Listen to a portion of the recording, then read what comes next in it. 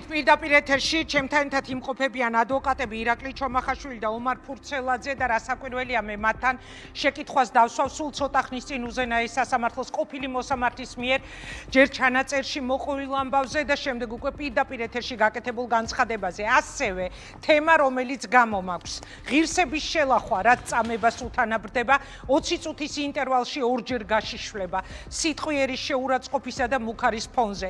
არ შეიძლება ჯამთელი ადამიანის თავში დაბადებული იდეა იყოსო, ამბობდა გუშინ ვიკა ბუკიას ეთერში ადვოკატი ომარ ფურცელაძე, გელა ხასაიას ადვოკატი.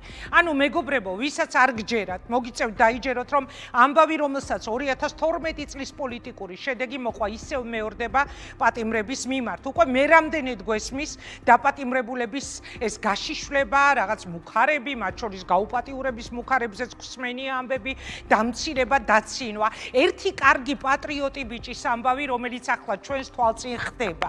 არ შეიძლება არ გვადარდებდეს, არ შეიძლება არ ვიბრძოლოთ მისთვის. არ შეიძლება უმწვავესი რეაქცია არ გქონდეს, როცა ვხედავთ რეჟიმმა როგორ გადაწყვიტა დაჩაგროს პატრიოტი ბიჭი გელა ხასაია, რომელიც ოკუპირებულ აფხაზეთში გაიზარდა ყოველდღიური საფრთხის ქვეშ და მაინც არ მიიღო მწარე რეალობა, დატოვა მშობლიური სახლი და მთავარი ოცნები საქართველოს გაერთიანების ასასრულებლად თბილისში ჩამოვიდა და როგორ მოექცა მას სახელმწიფო. უარეს რას უზამდა მტერი, რამდენჯერ დაიჭირეს, ცემეს, ესეც არ აკმარეს. ახლა წლობით პატიმრობით ემუქრებიან და ღირსებას ულახავენ. დაიჭირეს და აი ასეთი შეურაცხყოფები აყენეს 20 წუთიან ინტერვალში. ემუქრებოდნენ და გელა ხასაიაზე აუცილებლად მინდა ეხლა წავიკითხო პოლიტპატიმარ ზურა ჯაფარიძის Facebook პოსტი მასზე, რომელიც დღეს გამოაქვეყნა ჯაფარამ საკუთარ გვერდზე. გელა როცა გავიცანი აფხაზეთზე წერდა, ლაპარაკობდა, უსამართლობას აპროტესტებდა და ცდილობდა ყველას დახმარებოდა, ვინც კი რაიმეს თხოვდა. მერე როცა შედარებით უკეთ გავიცანი, მივხვდი, რომ ეს სამი საქმე იყო, რისთვისაც დილით იღვიძებდა და ლოგინიდან დგებოდა. გალიდან არის და ღრმა ბავშვობიდან ვერ ეგუებოდა გადაწერილ ისტორიას, რომელსაც იქ ასწავლიდნენ. ცოტა რომ წამოიზარდა, იმდენი ირბინა ოკუპირებულ აფხაზეთში ხუჯვრიანი დროშით, სანამ რუსების მხრიდან დასაჭერად არ გაუხდა საქმე და აქეთ გადმოვიდა. ბევრმა არ იცის, რომ ცოტა ხანი ევროპაში ცხოვრობდა, ცოტა ხანი იმიტომ, რომ ვერ ძლებს ვერსად ამ ქვეყნის მიღმა. აქედან ბევრი მიდის და ცოტა ბრუნდება. ბოლო წლებში განსაკუთრებით. ის დაბრუნდა და ცხოვრობს კაპეზედან კაპეზემდე. ამაზე თითქმის არასდროს ლაპარაკობს. ყოველ ჯერზე, როცა აქ იჭერენ გალში დედამის სადგება, ეგრეთ წოდებული აფხაზური მილიცია და ურჩევს დაელაპარაკოს შვილს, რომ შეეშვას თბილისში პოლიტიკურ აქტივობას. ამიტომ არასდროს დასჭირვებია დამატებითი მტკიცებულება, რომ ქართული სირცხვილი სინამდვილეში რუსული მმართველობა.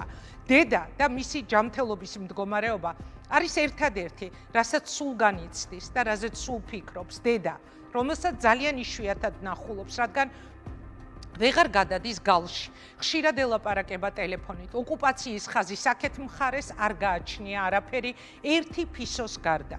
საერთოდ არაფერი.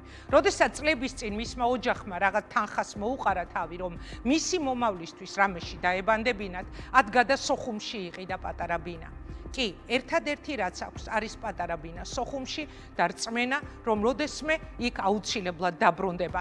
ჩვენ შეთანხმება გვაქვს, რომ როგორც კი აფხაზეთში დავბრუნდებით, იმ ბინაში უნდა დავთვრეთ, წერს ჯაფარა. ახლა ალბათო წევს საკანში და ნერვიულობს, რომ ვიღაცას რაღაცაში დახმარებას დაპირდა და ვერ შეუსრულებს. ეს არის გელა ხასაია. 50, მაქსიმუმ 60 კილოგრამი წონის ჯიუტი მეგრელი, რომელსაც რუსულ ტრადიციულ თავხედურ ცინიკურ სტილში რეჟიმი ყოველ ჯერზე იმას აბრალებს, რაც უბრალოდ შეუძლებელია. რამდენჯერმე გაასამართლეს სპეცრაზმის კორდონის გარღვევის მცდელობისთვის და ახლაც ვიღაცისთვის ხელის მოტეხვას ტენიან, რომ 4-6 წლით გაუშვან ციხეში. მხოლოდ მონას შეუძლია სჯეროდეს, რომ ასეთ უსამართლობას ხანგრძლივი სიცოცხლე უწერია. დაწერა დღეს ჯაფარამ გელა ხასაიაზე. ოცნების ახალ პოლიტპატიმარზე საუბრობთ გელა ხასაიაზე. დიდი მადლობა, რომ ხართ ჩვენთან ერთად. ძალიან დიდი მადლობა და მე არ შემეძლო, რომ გულგრილად გამეტარებინა გელას ამბავი, ძალიან აქტიური ადამიანის. გუშინ ვუსმენდი ვიკა ბუკიას გადაცემა, სადაც ომარ იყვებოდა წარმოუდგენელ ამბავს, რაც მის თავს გავითარდა და მინდა რომ გელაზე ვისაუბროთ, მაგრამ პირველ კითხვას დაგისვამთ, მოდით თქვენი ნებართვით ბესარიონ ალავიძის მიერ ცოტა ხნის წინ ამ ეთერში გაკეთებულ მათ შორის განცხადებებზე, ჩანაწერზე, რომელიც დღეს კახა წიქარიშვილმა გავრცელა, ეს არის 2022 წლის ჩანაწერი. ის ყველაფერი, ზეწოლა, ტერორი, რასაც გადიოდა თურმე, ყველა ის მოსამართლე, რომელსაც ამ ცნობილ გახმაურებულ საქმეებთან ჰქონდა შეხება და ახალი გარემოებები არის თუ არა იმის საფუძველი, რომ ამ საქმეებზე რუსთავი 2 იქნება ეს თუ წილოსანის საქმე თუ არ ვიცი რუსთავის მეტალურგიული ქარხანა, ეროსის საქმე, ასე შემდეგ და ასე შემდეგ, ყველაფერი თავდაყირად დადგეს. მოგესალმებით თქვენს ტელემაყურებელს. ჩვენ უსმენდით მე და ომარი, სანამ შემოვიდოდით სტუდიაში და ჩვენთვის განსაკუთრებით მძიმეა ეს საკითხი, იმიტომ რომ წლებია, თითქმის 10 წელია, რაც სასამართლოში ვართ. მოსამართლეებსაც ყველას თითქმის ვიცნობთ და ჩვენ რაღაცა პირადი ურთიერთობებიც გაგვაჩნია, გულისხმობ ნაცნობობა გაგვაჩნია მათთან და არ უყურებთ მხოლოდ როგორც მანტიაში მყოფ მოსამართლეებს, არამედ როგორც ადამიანებს მათ შორის და მოსმენა ყოფილი მოსამართლის ასეთი მნიშვნელოვანი საქმეების გამხილველი ყოფილი მოსამართლის, რომ ასეთი ფაქტობრივი გარემოებები ვითარდებოდა საქმეებზე, უკვე ჩვენ გონიურულებს გვიჩენს, რომ ყველა მნიშვნელოვან სისხლის სამართლის საქმეზე შესაძლოა მსგავსი დამოკიდებულებები არსებობდეს და რაც საფრთხეს უქმნის როგორც ჩვენს პროფესიას, ასევე პირველ რიგში საზოგადოებას. და ადამიანებს, რომლებსაც განცდა აქვთ, რომ სასამართლოში უნდა იპოვონ სამართალი. სასამართლოში სამართლის გარდა, სამართლის პოვნის გარდა ადამიანი არ მოდის. სხვა არგუმენტი, სხვა მოტივაცია, სხვა მიზანი მას არ გააჩნია. და როდესაც მოქალაქე უსმენს მაღალი თანამდებობის მქონე პირს წარსულში და ასეთ მოსამართლეს, რომ ამ ხელაწნეხის გავლა უწევდა, მე ფიქრდება და ფიქრობს, რომ შეიძლება ჩემს საქმეზეც შესაძლოა ასეთი წნეხი ყოფილიყო. რაც შეეხება სამართლებრივ საფუძვლებს, შემოსვლამდე ასევე ვისაუბრეთ ამაზე ჩვენც, რომ რა თქმა უნდა არსებობს სისხლის სამართლის კოდექსშიც და მათ შორის სხვადასხვა დარგშიც დათქმა, რომ იმ შემთხვევაში თუ ჩადენილია დანაშაული მოსამართლის ნაფიცი მსაჯულის ან პროცესის მონაწილე პირის მიმართ, ამ შემთხვევაში გულისხმობთ მოსამართლეს, ეს არის საფუძველი ახლად გამოვლენილი გარემოების და ამ კონკრეტული გადაწყვეტილების გადასინჯვის. თუმცა აუცილებელია, რომ ამ კონკრეტულ საქმეს მიეცეს მსვლელობა. მხოლოდ და მხოლოდ ცალკე აღებული გარკვეული განცხადებას შესაძლოა სამართლებრივად არ იყენოს. საქმე უნდა აღიძრას ხელახლა და მან თქვა, რომ თუ ცვლილების შემთხვევაში თუ კი ამ ქვეყანაში რაიმე ცვლილება იქნება, ხელისუფლების ცვლილება, მე მზადვარო და მე მზადვარ ბევრჯერ გაიმეორა მან, რომ ჩვენებაც მივცე და ეს ყველაფერი დავადასტურო. სხვა შორის ეს ბესარიონ ალავიძე ომარ უბრობდა რაღაცა მის ხელთ არსებულ მტკიცებულებაზეც, რომელსაც აუცილებლად მოგაწვდითო პირდაპირ ეთერში გითხრა, იმ შემთხვევაში თუ კი ამ ყველაფერს უარყოფს ქართული ოცნება. კი ბატონო, დავიწყებ იმით, რომ სრულად ვიზიარებ ირაკლის პოზიციას აღნიშნულთან დაკავშირებით, რაც შეეხება სამართლებრივ ასპექტებს, მე ძალიან წუხარობ ბატონ ბესარიონს და ნებისმიერ კიდევ დარწმუნებული ვარ, ბევრი ადამიანი არსებობს, უწევს კონკრეტული ხელისუფლების ცვლილების ლოდინი იმისთვის, რომ მართლმსაჯულების პროცესში მიიღოს მონაწილეობა, ანუ ლოდინი კონდეს, რომ მის ჩვენებას რაიმე რეაქცია მოყვება. ნებისმიერ სამართლებრივ სახელმწიფოში ბატონი ბესარიონის მიერ საჯაროდ გაჟღერებული ცნობები მინიმუმ გამოძიების დაწყების საფუძველია. სახელმწიფოს, რომელსაც აქვს ამბიცია ხელისუფლებას, რომ ის არის სამართლებრივი სახელმწიფო, პირველ რიგში ჩვენ ხვალდილით ალბათ უნდა ხვდებოდეთ განცხადებას, რომ დაწყებულია გამოძიება, ბესოს მიერ ნახსენები ადამიანების გამოიკითხებიან და ეს მონაცემები შემოწმდება. ეს უნდა იყოს ნებისმიერი ხელისუფლების ამბიცია. მაგრამ ეს არის პოლიტიკურ ნებაზე დამოკიდებული, ხო? პოლიტიკურ ნებაზეა დამოკიდებული. მე არც თქვენ, არც საკუთარ თავს და არც თქვენ მაყურებელს არ შევიყვან შეცდომაში და არ ვიტყვი იმას, რომ ამ სამართლებრივი თანმიმდევრობის, რაზეც მე და ირაკლი ვსაუბრობდით, რომ იქ 313 მუხლით შესაძლებელი ახლად გამოვლენილი გარემოების გამო გადაწყვეტილებების გადახედვა, ჩვენ არ გონია და მოდი ვთქვათ სიმართლე, რომ ძალიან დაბალია იმის ალბათობა, რომ ეს ყველაფერი მოხდება და მოხდება ამ სამართლებრივ რეალობაში. თუმცა კიდევ ერთხელ სამომავლოდ მნიშვნელოვანია. ძალიან მნიშვნელოვანია და ბუნებრივია მინიმუმ შემოწმების საფუძველი უკვე არსებობს. კი ბატონო, აი უყურეთ როგორი რეალობა დადგა. ეს ყველაფერი ხო ისედაც ვიცით, თქვენ ადვოკატები ხართ და თქვენ გადასარევად იცით, რა მდგომარეობაა ქართულ სასამართლოში ახლა და როგორ მიიღება გადაწყვეტილებები. ერთი კონკრეტული, როგორც ჯაფარამ თქვა თავის პოსტში 50 თუ 60 კილო წონის მეგრელ ბიჭზე უნდა ვისაუბროთ ეხლა რა, მე ჯაფარას სიტყვები გავიმეორე. აი თუნდაც მე არ შემეძლო ამის გატარება წუხელ ვიკაბუკიას გადაცემის ყურებამ გამაბრაზა კიდევ ერთხელ ჩვეულებრივად შოკის მომგვრელი იყო ჩემთვის მიუხედავად იმისა რომ აქამდეც აი ამ აქციების დროს ნაწამები და დაჭერილი ადამიანებისგან ჩვენ გვესმოდა რომ იგივე ხდებოდა მათ თავსაც წამება მუქარები მათ შორის ძალიან რო უყვარს ქართულ ოცნებას 2012 წლის ციხის ამბების გახსენება ანალოგიური გაუპატიურების მუქარები და ამ შემდეგ და ჩვენ არ შეგვიძლია ეს გავატაროთ და მოდით აი ამ უსამართლობაზე, სასამართლოზე ვისაუბროთ კონკრეტულად გელას кейსით, გელას ისტორიით.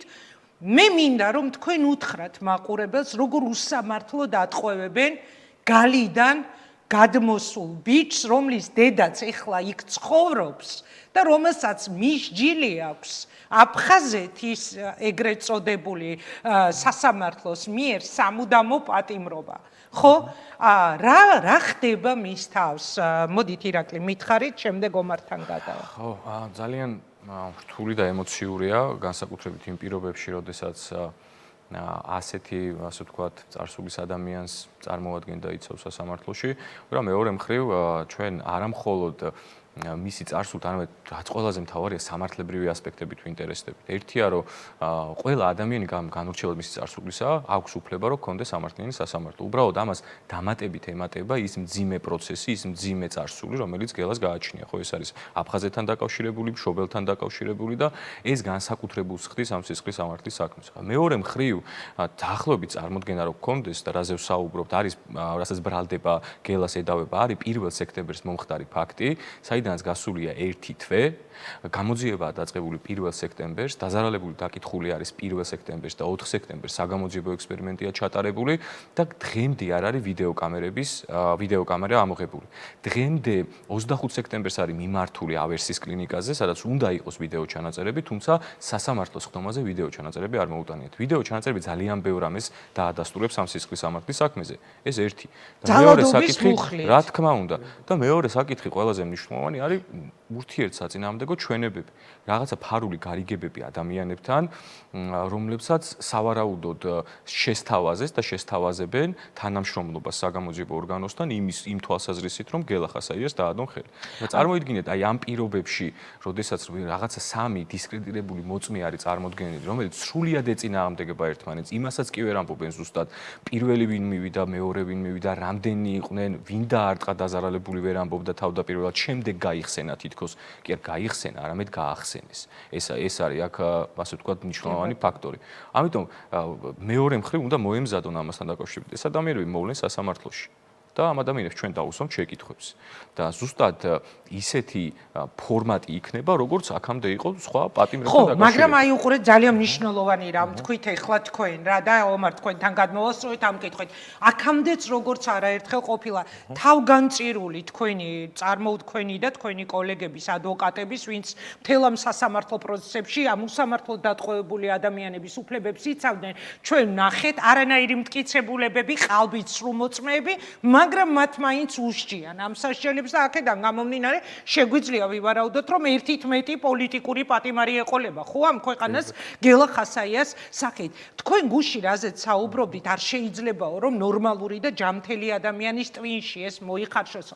მე მინდა ერთხელ კიდევ მოუყვეთ მაყურებელს როგორ ექცეოდნენ მას ჯერ დაკავებაზე რაც იყო თავის ფეხით მივიდა აზალი დაიჭერეს და მერე როგორ ექცეოდნენ მას როგორ შეურაცხყვეს ის და როგორი ღირსების შემლახავი იყო ძალოვანი სტრუქტურის მხრიდან მორიგ ჯერზე მის მიმართ ქმედება. კი ბატონო, ეს ამბავი მოდი ორ ნაწილად გავყოთ და მოგიყვებით. როდესაც მე და ირაკლი შევხვდით პირველად გელა ხასაიას, გელამ თვითონ ისურვა, რომ პირველი ყოფილიყო, ვიცი რომ ამ ამბავს გააჟღერებდა საჯაროდ და იტყოდა ხმამაღლა, იმიტომ რომ დამეთანხმებით საშინელი შემთხვევაა, ფიზიკურად შეუძლებელია ამის წარმოქმნა და კიდევ ერთხელ გავიმეორებ, არ შეიძლება ისეთი ქმედება ჯანმრთელი ადამიანის თავში და ფსიქიკაში დაიბადოს, ან ამის მიმართ მიღებლობა ქონდეს. გელა იყო ის ადამიანი, აი ამ პერსპექტივიდან მინდა შეხედოს თქვენმა მაყურებელმა. რეალურად შეუძლებელია და დიდი ალბათობით გელა არ არის პირველი მსხვერპლი, ვის მიმართაც მსგავსი დანაშაული ჩაიდინეს პოლიციის განყოფილებაში. მიიყვანეს და ხდება გაშიშვლება 20 წუთის განმავლობაში ორჯერ და თან პლუს ამას ესწრება ბევრი პოლიცია. თანმიმდევრობით მინდა რომ მოგიყვეთ. გელა ხასაია მოიტაცეს სრულიად სიტყვის მნიშვნელობით ქუჩიდან, მიიყვანეს პოლიციის განყოფილებაში, გააშიშვლეს ორჯერ 20 წუთიანი ინტერვალით 30 ადამიანით, 20-30 კაცი სავსე ოთახში, სადაც მის მიმართ ვერბალურად გამოხატავდნენ მუქარას, ფსიქოლოგიურ ზეწოლას და ამ რეალობაში ამბობენ, რომ ამ ადამიანმა ნებაყოფლობით მისცა ჩვენება, ან ნებაყოფლობით გამოცხადდა პოლიციის განყოფილებაში. თუ ვინმეს ეხლა გონია, რომ ჩვენ რაღაც გელას პოლიტიკური ინტერესების ან გელას სამოქალაქო აქტივიზმის მხარდამჭერების როლში ვართ აქ და ამ პერსპექტივიდან ვლაპარაკობთ. არსებობს რაღაც ზღვარი, რომელსაც როცა გადავდივართ, უკვე აღარ რჩება აღარც პოლიტიკური პრეფერენსისთვის და არც მიდრეკილებისთვის ლაპარაკი. თუ ვინმეს აინტერესებს რაზე ვლაპარაკობ, უბრალოდ დახუჭოს ერთი წუთი თვალები და საკუთარი თავი წარმოიდგინოს მის მიმართ აგრესიული ადამიანებით განწყობილ ოთახში შიშველმა, თუნდაც ერთი წამით. თუნდაც ორი წამით. ამის მერე ილაპარაკოს იმაზე, რა დანაშაული მიუძღვის გელა ხასაიას და რამდენად იმსახურებდა ის ამას. და მეორე მნიშვნელოვანი ასპექტი და არანაკლებ მნიშვნელოვანი, რაც გელას პიროვნებას უსვავს, ასევე ძალიან კარგად ხას. ჩვენ არ ვიცით რამდენ საქმეზე და რამდენი ადამიანი გამხდარა ამგვარი მოპყრობის მსხვერპლი. გელა არის უბრალოდ იმდენად კერკეტი კაკალი და იმდენად პასუხისმგებლიანი ადამიანების და საზოგადოების მიმართ, რომ გაბედა ამ სასტიკ დამამცირებელ მოპყრობაზე ელაპარაკა ხმამაღლა და ამაზე ლაპარაკითაც საკუთარი ფსიქოლოგიური ტრავმის ფასად აკეთებს გელა ხასაია ამას სხვა ადამიანების დასაცავად.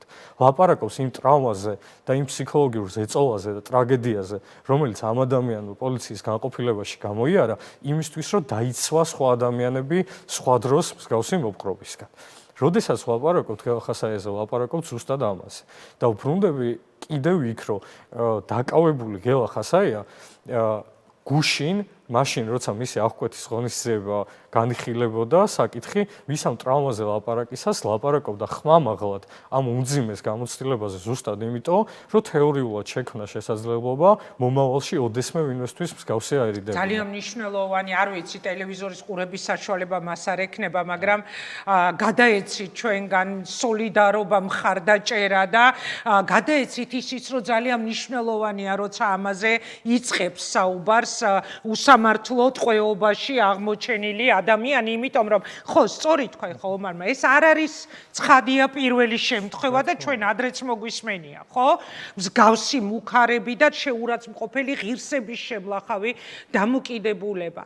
რა მინდა რომ მკითხოთ ირაკლი, ამ ყველაფრის მიუხედავად ჩვენ ვიცით, რომ სისტემას არ ექნება რეაგირება. სისტემას არ ექნება რეაქცია. რის იმედად ხართ ამ კონკრეტული ადამიანის შემთხვევაში? ზოგადად ადვოკატის ფუნქცია, ჩემი წაუმარის ფუნქციაც არის, რომ ჩვენს ხელთ არსებული ყველა ბერკეტით დავეხმაროთ ადამიანს. ადამიანს, რომელიც არის სისტემისგან ჩაგრული. და ამ შემთხვევაში ჩვენი თავარი ვალდებულება არის, რომ მოვიპოვოთ საკმარისი მტკიცებულებები იმ პირობებში, როდესაც საქართველოს ქვეყანა დაბრუნდება დემოკრატიულ რეჟიმის ფარგლებში, რომ იმ ადამიანების მიმართ, ვინც განახორციელა ძალადობა, ძალადობის მუქარა, წამება და არაადამიანური მოპყრობა, დადგეს გამამტყუნებელი განაჩენი.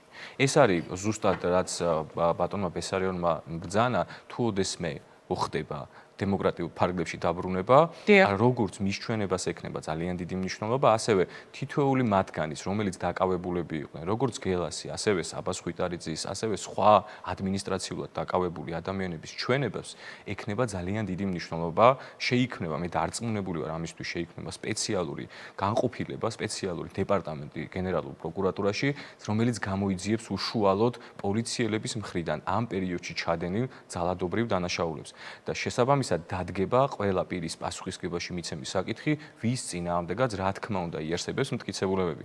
არ შეიძლება მტკიცებულებების გარეშე არც გელას დასჯა და არც არავის დასჯა. პირიქით, ჩვენ მზად უნდა ვიყოთ და სწორედ ამისთვის ვართ ადვოკატები, რომ დავიცვათ მისი ინტერესები სასამართლოში და მოვემზადოთ სამომავლოდ, რომ ის გახდება დაზარალებული და მისცეს ისეთი ადეკვატური ჩვენება, მოვიპოვოთ ისეთი ობიექტური მტკიცებულებები, რომ არ დარჩნენ დაუსჯელი ის პირები, რომლებიც ჩადიან დანაშაულს, არა მარტო გელას წინააღმდეგ, არამედ ჩვენს მოქალაქეების წინააღმდეგ, იმიტომ რომ თუ ერთ ადამიანს შეუძლია მოექცეს პოლიცია, კამერებს მიღმა ასე ეს ნიშნავს იმას, რომ არც ერთი ჩვეულებრივი მოქალაქე, რომელიც შეიძლება ეთანხმებოდეს ან არ ეთანხმებოდეს სახელმწიფო მთავრობის პოზიციას, გახდეს აღნიშნული ძალადობის მსხვერპლი. ჩვენ ვნახეთ, ხო, შეცვლილი ადამიანები, ჩვენ ვნახეთ ბოლოს გამოაშკარავებული ადამიანები, რომლებიც წარსულში იყვნენ ხელისუფლების წევრები, მაგრამ შემდეგ დადგნენ სისტემის წინაშე პირისპირ მარტო. ხო, ვერ ჯუანშერ ბურჭულაძე წარმოიდგენდა, ვერც ის მიქაუტაძე და ვერც ხვები, რომ მათ ოდესმე მოუწევდათ ხელბორკილებით ესაუბრათ საკუთარი სიმართლის დასამტკიცებლად. სწორედ ამიტომ ვცდილობთ ჩვენს რომ დავეხმაროთ ჩვენს მოქალაქეებს. ეს არის ჩვენი მოვალეობა და მე სულ ვამბობ კიდეც რომ ადამიანის ცხოვრებაში რამოდენიმე გადაწყვეტილებას იღებს მხოლოდ რომელიც სამომავლოდ მის ასე ვთქვათ პერსონას განსაზღვრავს და ჩვენი ძალიან ჩემი ბევრი კოლეგის გადაწყვეტილებაც რომ ჩაერთოს ამ საქმეებში და დაეხმაროს ჩვეულებრივ მოქალაქეებს არის ის გადაწყვეტილება რომელიც მათ როგორც ადვოკატებს, როგორც პროფესიონალებს სამომავლოდ განსაზღვრავს და მე უფრო მათზე მინდა საუბარი როგორც ომარზე ასევე სხვა კოლეგებს ძალიან მაგარი პროფესიონალები არიან და მათ ყველაფერი გააკეთეს ჩვეულებრივ მოქალაქეების დასაცავად და თქვენ თვალსადევნებდით ძალიან დიდ და ხანგრძლივ სხდომას, სადაც ჩემი კოლეგები ძალიან ობიექტურად წარმოჩიდნენ საზოგადოების თვალში. ამიტომ ეს არის ჩვენი პოზიცია, ეს არის ჩვენი მიზანი, რომ დავადგინოთ და დავაიდენტიფიციროთ სამომავლოდ მტკიცებულებები, რომელიც საფუძვლად დაედება ყველა იმ ადამიანის ბრალდებას, რომელიც შესაძლოა ახლა არ ფიქრობდეს, რომ ეს დრო დადგება. მაგრამ დაუდგებათ აუცილებლად და ბოლოს შემოვიტან ამ თემას, აი თქვენ საუბრობდით კოლეგებზე და ომარის სტატუსი მგონია რომ სუმთელი ცხოვრება მემახსოვრება, სიამაყით როცა საუბრობდა ადვოკატი ომარ ფურცელაძე მის მიერ მის დაცვის ქვეშ მყოფთა უფლებებისთვის როგორ მიდიოდა ბრძოლა, როგორი საამაყო იყო თქვენთვის ყველასთვის, ალბათ ყველასთვის, ვინც ამაში იყავით ჩართული და ერთი კითხვა მინდა დავსვა გელას ისტორიაში არის პატარა მარცვალი მაინც იმედისა, რომ ის პოლიტიკური ტყვეობიდან გამოიხსნათ, იმიტომ რომ მეგობრებო, ჩვენ საუბრობთ სრულიად უდანაშაულოდ დაჭერილ ადამიანზე, რომელსაც პატივისა და ღირსების შემლახველი ქმედებით უპირისპირდებიან და პლუს ამისა რომელზეც სეპარატისტულ რეჟიმს აქვს გადაწყვეტილება გამოტანილი მის სამუდამო პატიმრობაზე, რომელიც საქართველოს დროში დადიოდა აფხაზეთის სეპარატისტული მთავრობის მიერ კონტროლირებად ტერიტორიაზე. აი ესეთი მძიმეა, რაღაც განსაკუთრებით მძიმეა გელას შემთხვევა რა. გელასთან დაკავშირებით საზოგადოებამ უნდა იცოდეს ერთი რამე. ის გალილი ბიჭი არის ადამიანი, ვინც შექმნა აფხაზეთის ამბები, რის გამოც იდევნებოდა დაახლოებით რომ წარმოიდგინოთ, ეს არის კაცი, რომელიც აფხაზეთში ოკუპირებულ ტერიტორიაზე, რუსების მიერ კონტროლირებად ტერიტორიაზე დარბოდა სრული ამ სიტყვის მნიშვნელობით და საკუთარი სიცოცხლის და ჯანმრთელობის, მისი ოჯახის წევრების უსაფრთხოების ფასად იძახდა, რომ აფხაზეთი არის საქართველოს ნაწილი და აფხაზეთი უნდა იყოს საქართველოს განუყოფელი ნაწილი მომავალში. ამისთვის ამ ადამიანს გამოვლილი აქვს უამრავი დევნა და როგორც თქვენ აღნიშნეთ, მას სამუდამო პატიმრობა ემუქრება რუსეთის ღალატისთვის საქართველოს სასარგებლოდ. დაახლოებით რომ წარმოიდგინოთ რუსული რეჟიმი თვლის გელას საქართველოს პატრიოტად და დღეს ეს კაცი არის ქართულ ციხეში. ქართულ ციხეში არ ვიცი, ალბათ ცოტა სკეპტიციზმით ვამბობ, ჩემი პაუზაც ამას ემსახურებოდა. ნახეთ, მოცემულობა არის შემდეგი. ჩვენ ყველაფერს გავაკეთებთ იმისთვის, რომ გელა ხასაი იყოს გარეთ და იყოს რაც შეიძლება სწრაფად, იმიტომ რომ ბრალდება, რომელიც მას აქვს წარდგენილი, არის სრული აბსურდი და მეორე, რასაც ჩვენ ვამბობდით 11 პირის პროცესზე, ყველა იმ საქმეზე, სადაც მონაწილეობდით.